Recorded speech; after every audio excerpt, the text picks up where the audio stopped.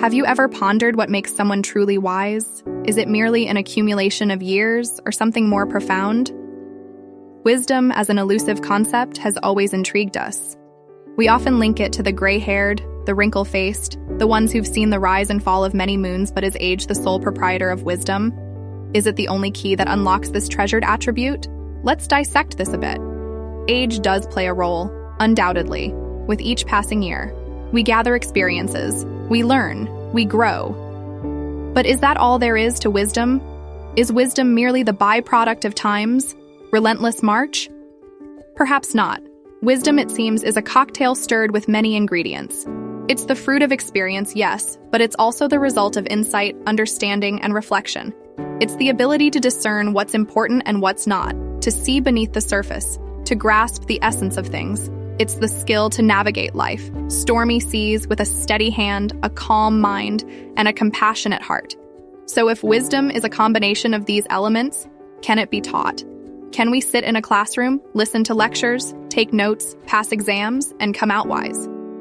Or as wisdom, something that blossoms naturally, organically, as we trudge along life's winding path, stumble, fall, rise, dust ourselves off, and move forward with renewed understanding? These questions, intriguing as they are, don't have easy answers. Wisdom, it seems, is a riddle wrapped in a mystery inside an enigma. But that's what makes it such a fascinating subject to explore.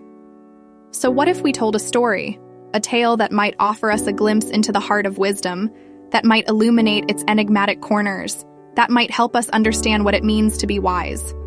Let's delve into a captivating story that might shed some light on the enigma of wisdom. In a small village lived a man of great age and even greater wisdom. This man was like an ancient tree whose roots ran deep, grounded in the soil of experience and knowledge. He was a beacon in his community, a lighthouse guiding the villagers through the storms of life. His name was simply known to all as the Wise Old Man. Every day, like clockwork, the villagers would come to him, bringing their problems and dilemmas, and every day he would listen, his eyes reflecting a pond of calm amidst their turbulent worries. From the farmer fretting over a poor harvest to the young woman unsure about her suitor, the wise old man was their confidant, their counselor, their guide. His responses were never rushed, never hasty. He would ruminate over each problem, turning it over in his mind like a pebble in his hand. And when he spoke, his words were like a gentle stream that flowed, carrying within them the clarity of his wisdom. His solutions were not most answers. They were lessons, snippets of wisdom wrapped in the cloak of everyday problems. The wise old man was not born with this wisdom. It was the fruit of a life lived in full, a tapestry woven with threads of experiences. He had seen the seasons change, the crops grow and wither, the village flourish and decline. He had witnessed the dance of life and death, joy and sorrow, love and loss. These experiences had shaped his understanding, honed his perspective, and given him a deep insight into the workings of the world. His wisdom was not confined to the tangible. He had a profound understanding of the human heart, its desires, its fears, its complexities. He could see through the veils of pretense and deception, peering into the true nature of the person before him. His counsel was not just for the moment, but also for the soul, guiding the villagers towards not just a solution, but also a better understanding of themselves. His wisdom was also characterized by a broad perspective. He did not see problems as isolated incidents, but as interconnected threads in the grand tapestry of life. He understood that a poor harvest was not just about seeds and soil, but also about climate, community, and resilience. He saw the young woman's dilemma not just as a choice between suitors, but as a journey of self-discovery and growth. The wise old man was not just a wise man in a village. He was a living testament to the power of experience, the depth of understanding, and the breadth of perspective. His wisdom was his gift to the village, a legacy that would continue to guide and inspire long after he was gone. The villagers were always in awe of the old man's wisdom, but wondered where it came from. One day, a young villager asked the old man about the source of his wisdom. The old man, with a twinkle in his eyes, began to share his story. He spoke of the many sunrises he had seen, of the countless moons that had waxed and waned over his lifetime. He told tales of his youthful escapades, his ventures into the unfamiliar, his triumphs and his failures. All of these, he said, were the foundation of his wisdom, the experiences of life. Explained are like the grains of sand on a beach, each one unique, each one a lesson waiting to be learned. Some grains might be rough, jagged, painful to touch. Others might be smooth, comforting, pleasant under the foot, but each one in its own way contributes to the beach that is our life. The old man then spoke of his mistakes, of the countless times he had stumbled and fallen. He shared how he had learned from each misstep, how he had grown stronger, wiser with each fall. He emphasized that the stake is not something to be feared or shamed, but rather it is an opportunity to learn, to grow, to become better.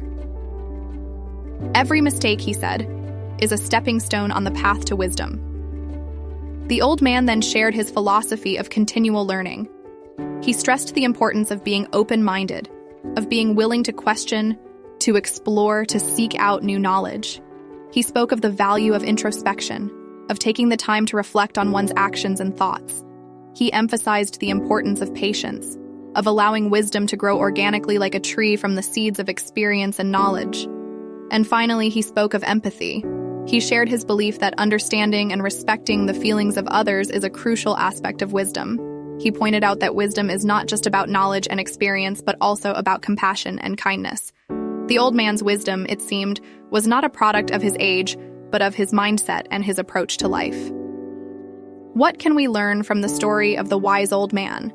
This tale is not just about an elderly man, it's about the embodiment of wisdom itself. This wise old man, our protagonist, is a personification of wisdom and understanding. His life is a testament to the power of experience, the value of understanding, and the importance of maintaining an open mind and a kind heart. His wisdom is not a result of age alone, but is a culmination of a lifetime of experiences. Each experience, whether it's a joyous celebration or a tearful tragedy, is an opportunity for learning. He does not shy away from these experiences. Instead, he embraces them, learns from them, and uses the knowledge acquired to navigate his way through life. But wisdom is not just about knowledge, it's about understanding. It's about being able to interpret the knowledge, to see beyond the obvious, to read between the lines. Our wise old man, with his years of experiences, has honed this ability to a fine art. He can see the big picture, understand the nuances, and make connections that others often miss. And then there's the open mind and kind heart. These are the cornerstones of wisdom. An open mind allows new ideas, fresh perspectives, and different viewpoints to seep in. It allows for growth, change, and evolution. A kind heart, on the other hand, fosters empathy, compassion, and understanding. It allows the wise old man to connect with others on a deeper level, to understand their struggles and to offer assistance when needed. So wisdom, as exemplified by our wise old man, is not about age. It's about understanding, learning from experiences, keeping an open mind, and possessing a kind heart.